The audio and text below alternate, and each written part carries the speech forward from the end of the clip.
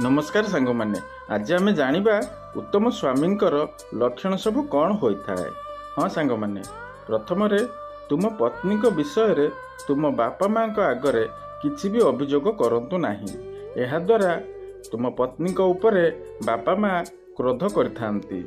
द्वितीय जदि स्त्री द्वारा किसी भी भूल हो जाउची तांकु गाली करंतु नाही।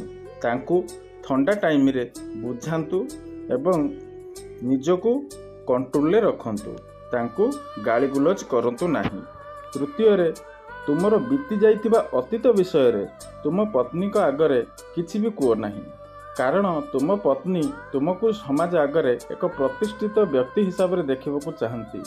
अतीत रे आपण कौन करिसंती न करिसंती ताहा केबे से जानिबा को चाहती नाही। चतुर्थरे निज स्त्री बनाइथिबा खाद्य को केबे खराब होइछ बोली कुहंतु नाही।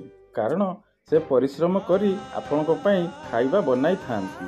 जदि आपण खाद्य खराब होइछ बोली कहिबे तांकर मन बहुत दुख हेबो। जहा होइछि ताकू शांति रे खाई दियंतु। मझिरे मझिरे निज पत्नीकर प्रशंसा मध्य करिबा उचित।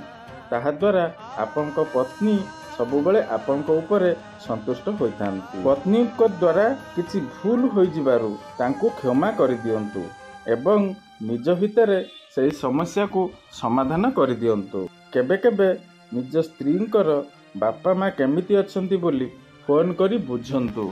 एहा द्वारा पत्नीकर मन बहुत आनंद एवं प्रफुल्लित रही था। सांग माने जदि स्त्री किछि भी भूल करुछंती बा भूल करंती तेबे तांको ऊपर को केबे हाथ उठांतु नाही।